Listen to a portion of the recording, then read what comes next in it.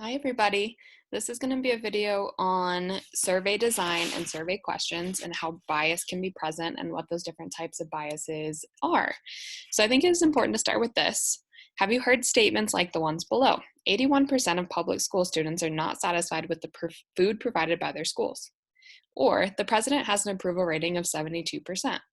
How do news sources get this information? Do they ask every public school student? Do they ask every citizen? What questions do they ask? How reliable are their results? Do you believe them? If we're going to make a decision based on a statistic, it is important to stop and think about how the statistic was generated. What was the source?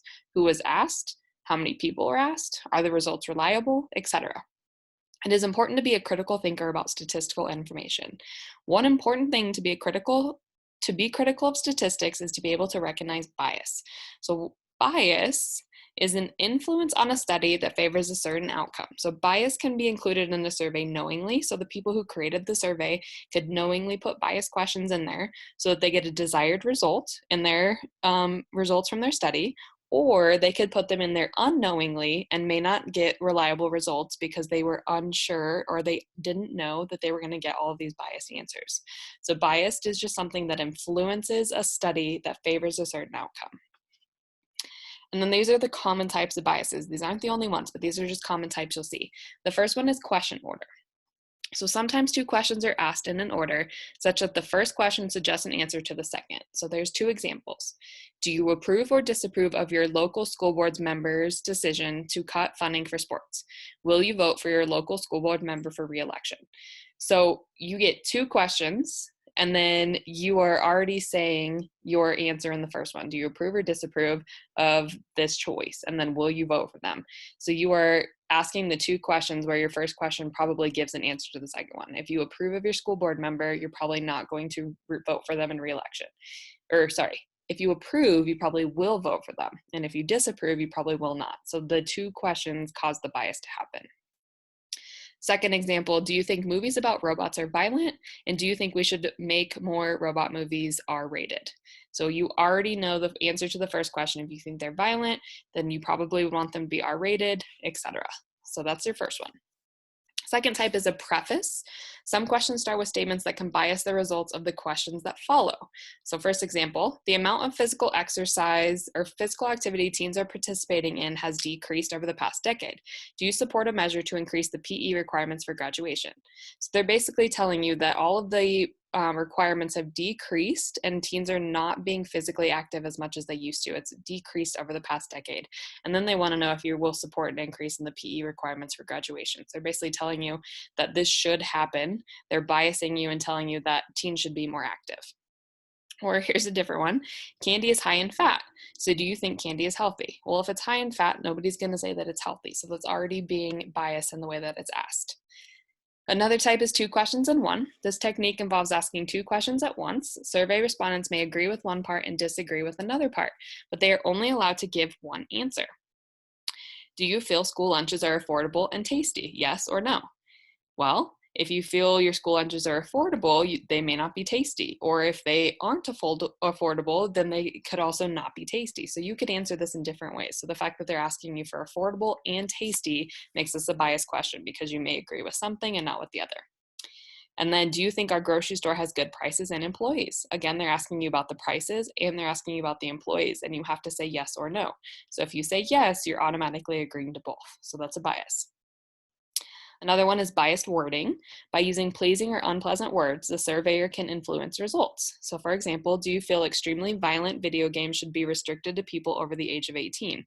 This extremely violent video games is already being biased because of the way that it's asked, the unpleasing or unpleasant words. Do you want to buy this fashionable, high quality shirt? So they are making this seem like it's something that's really, really nice. It's fashionable and high quality, so they're already biasing it as well. Desire to please is another one. Researchers show that many survey takers will answer in the ways that they perceive will please the surveyor. So when filling out a survey from your family doctor, the question is asked, how many servings of vegetables do you eat per day, on average per day? And since it's your doctor that's asking you this, you're probably going to want to please them, and you're going to probably say you eat more vegetables on average per day as a family than you normally do. Or your favorite actor asks, did you like my character in my newest movie? if it's your favorite actor, you're not going to tell them no, even if you don't like it. So you're trying to please them. Okay, so those are all the ways that questions could be biased. There could be other ones, but those are the most common. And then the next thing is just different types of questions in surveys. So there's two different types of questions that you can ask in surveys. The first one is open. Open questions allow respondents to offer any response they like. So for example, what is your favorite kind of candy? If you ask this to a class of all of us in Algebra 2 Trig, you could get 30 completely different candies that they like as students. So this is hard to generalize. So a con is it's hard to generalize the data if you get 30 completely different answers. The pro of this is that you do get better results because you have the honest answers from all 30 of your people. It's just hard to generalize your data. The second type of question is a closed question. Closed questions limit them to some number of responses from which to choose. So taking that candy example, you could say, out of the 5 candies listed below, which one do you like best?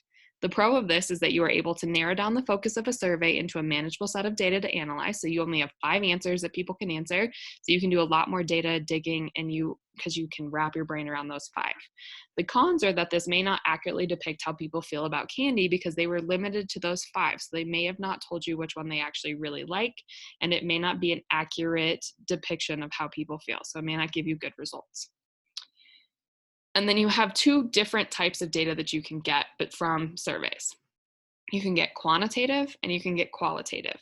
A lot of surveys are quantitative, which are measures of values or counts that are expressed as numbers. So like the amount of text messages that a teenager sends, or something that represents numbers, the weight, the height, the amount of students in a school, the number of kids in band, etc. So anything that's represented as a number, that's called a quantitative value. A qualitative data is measures of types that may be represented by a name, a symbol, or a feature. So these are more like description types of data versus being numbers. Okay, and then next we can how to describe the people that we are surveying. It's either going to be a population or it's going to be a sample. If we talk about a population, the population is the entire group that you are interested in studying and making conclusions about. That's your population. So let's say, for example, you're interested in the students of HRHS. The population would be the entire student body. If you're interested in Miss Rosecker's 3rd period, the population would be all the students in my 3rd period. An example of a population survey happening right now is the 2020 census. This process of measuring every member of a population is called taking a census. The goal is to measure the population, and they also ask your ethnicity so they can have data on this as well.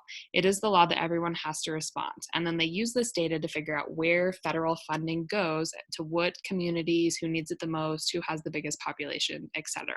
So a population data is called a census when you do a whole entire population. However, it may not be possible to survey a whole population because it could be too much data, too overwhelming, too expensive, or too difficult to analyze all of the people. So whenever this isn't possible, we survey a sample. So when it's not possible or practical to take a census or survey a whole population, a portion of the population is called a sample, and that's what we measure or survey. So for example, if we are interested in the students of HRHS, then you could randomly choose 100 students to survey, and that would be your sample. And then we call it a statistic. So numerical summaries of a sample are called statistics. So let's just break that down real quick. So if we're gonna do a survey on an entire population, then we call the results of that a census. If we are going to do a study on a sample, then the results of that are called a statistic. So that's how you know the difference between that: population, census, sample, statistic. So we usually do a lot of statistics because that's what makes the most sense. You figure out how to get a group of people, do a study on them, and then you have results. So if you're doing it from a sample, it's called a statistic. Awesome. So what you guys are going to do now is you're going to go to this Desmos activity and you're going to work your way through these. You're going to sign in like I asked you to, and then on these first ones, you're just going to choose, are these questions biased or unbiased? And then you're going to work your way through these. And then I reiterate what these different types of biases are. And then in this one, you guys are going to match them up. So 2 questions in one, you're going to read these questions and you're going to stack up which ones you think match which type of bias. So I'm totally just like throwing these in here, but you would put like your biases on the top or somewhere and just match the cards with whatever biases you feel like they have. And then you guys are going to move on. And then in these ones, you're going to take the questions that I asked up here and you're going to rewrite the question using a specific type of bias. So this one wants preface bias. You just have to go back and know what these are. This one's bias wording. This one wants a desire to please. This one wants 2 questions in one. And then you're just going to work your way through this. And then, as always, please feel free to reach out and then use these as your example. So hopefully you guys have written some of this down. And then I hope you do get outside and enjoy some nice weather today, and that you guys are having a great day. Let me know if I can help you in any way. Bye, guys.